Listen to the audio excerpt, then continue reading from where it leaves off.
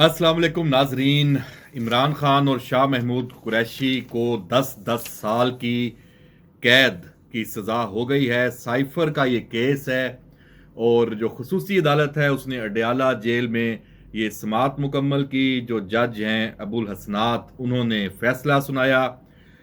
आखिरी जो हफ्ता है इसमें बहुत ड्रामाई इसमें तब्दीलियां हमने देखी इस समाअत में कि इमरान खान, शाह महमूद कुरैशी और उनके जो वकला जिन्होंने इसको डिफेंड करना था वो भागने लग गए। उनको बार बार मौका दिया गया, तो उसके बाद फिर डिफेंस कौंसल है वो भी इख्तियार इस्तेमाल किया गया, दिया गया।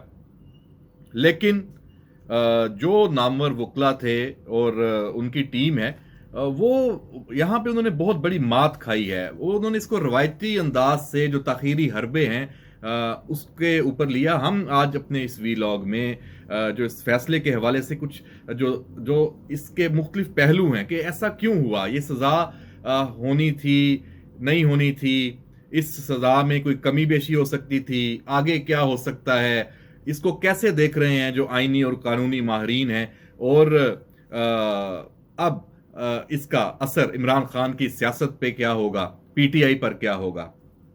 तो जो सबसे पहले है ये जो एक इस्तगाशा की यकीनन बड़ी कामयाबी है। उन्होंने केस को इस अंदाज से बिल्ड किया क्योंकि सबूत भी उनके सामने थे, उनके पास थे।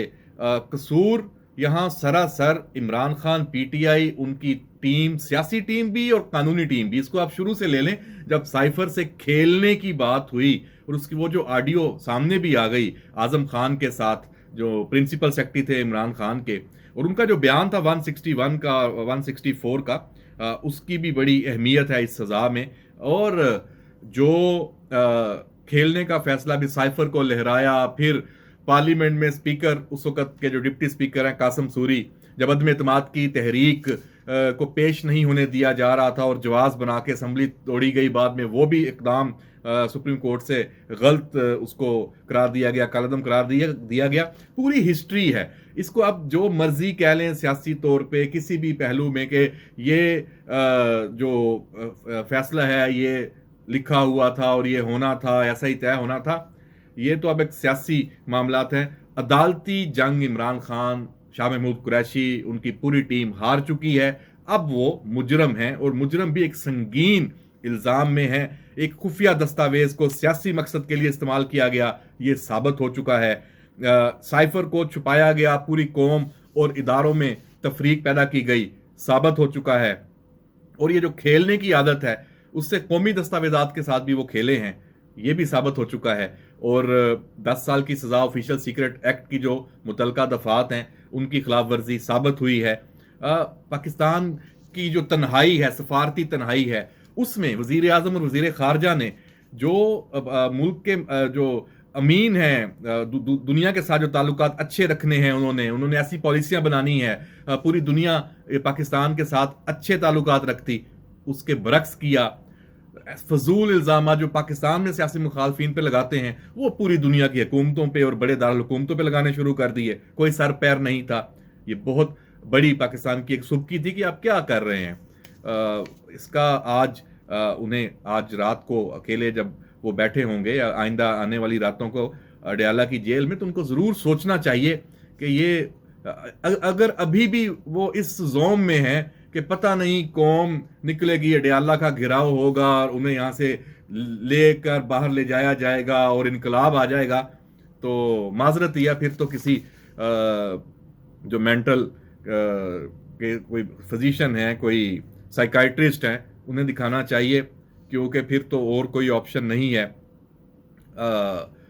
जो रिपोर्ट कर रहे थे जर्नलिस्ट वहां मौजूद थे। अच्छा, बड़ी ओपन समाअत थी। जज जो हैं अबुल हसनात, उनको बड़ा इसमें क्रेडिट जाता है कि उन्होंने तमाम तर जो इसके पहलू थे हसासियत के, उसके बावजूद ओपन इसमें नस रखी। तमाम जर्नलिस्ट, शुरू में कुछ लिस्टें बनती रहीं 5-5, 7-7 करके जाते, क्योंकि जेल के अंदर का माहौल ऐसा होता है, लेकिन अब तो ओपन था। 15-20 से भी ज्यादा, 20 से भी शायद ज्यादा जर्नलिस्ट अंदर थे, और तमाम पाकिस्तान के मीडिया के, और वही जर्नलिस्ट जिनकी ड्यूटी है अपने चैनलों में इसको कवर करने की, उन्होंने इसको रिपोर्ट किया। सोशल मीडिया पे इसकी एक एक चीज आई। इमरान खान के साथ मुतवातर انٹرویوز، حالانکہ ایسے نہیں ہوتا کہ جو مجرم ہو، قیدی ہو، اس کو اتنی رسائی ہو، سب اس کے انٹرویوز آتے رہے ہیں، ایک ایک موقف اس کا آتا رہا ہے، ایون آج بھی اس کا موقف جتنا تھا جو تھا سارا رپورٹ ہوا ہے، کہیں کوئی قدغن نہیں تھی، اس کے اپنی فیملیز کے بہنیں، عزیز و اقارب، وکلا کی پوری ٹیم، ایون کچھ کارکن بھی وہاں موجود تھے.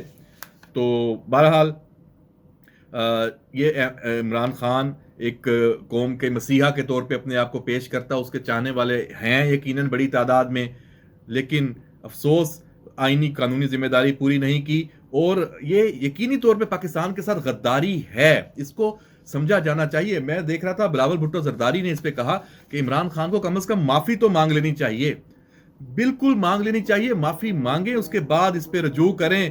ان کے پاس جو آپشن ہے ہائی کورٹ اور سپریم کورٹ، اور اس میں بھی وہاں پہ جائیں، کیونکہ اور ابھی تو ماہرین ہیں جو یہاں پہ جنہوں نے اس کے اوپر مختلف تبصرے کیے ہیں. میں دیکھ رہا تھا مختلف چینلز، یاسین آزاد بڑا نام ہے، انہوں نے کہا کہ جو 73 کا آئین ہے، 92 چینل پہ انہوں نے یہ بات کی ہے کہ جو وزیر اعظم یا وزیر ہے وہ حلف اٹھاتا ہے کہ وہ ذاتی معاملات کو ریاستی معاملات پر فوقیت نہ دیں، اور عمران خان نے جو سائفر لہرا کر عوام کے سامنے ہیرو بننے کی کوشش کی، دوسری جانب دفاعی کونسل عدالت میں پیش نہیں ہوئی، کیوں نہیں ہوئی؟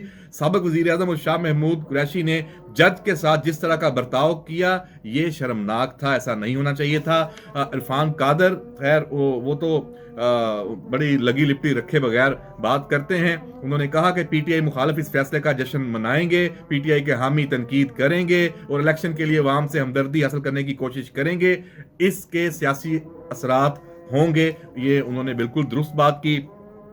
راجہ خالد جو ہیں انہوں نے ہم نیوز پر یہ بات کی ہے کہ یہ بڑا ایک کھلا اور بند کیس تھا، اوپن اینڈ شٹ، اس میں سب کچھ واضح تھا. سائفر ایک حساس، خفیہ اور درجہ بند دستاویز ہے. یہ ریکارڈ پر ہے کہ جب عمران خان نے اعتراف کیا تھا کہ سائفر غلط جگہ پر تھا، اس حوالے سے اعظم خان کا بیان اہم ہے، اور جو آڈیو لیک ہوئی جس میں عمران خان نے کہا تھا کہ ہم کھیلیں گے، اور پھر وہ کھیلے، اور آج کھیل میں وہ قومی مجرم ٹھہرائے گئے ہیں، اور 10 سال کے لیے وہ اس وقت اڈیالہ میں قید ہیں.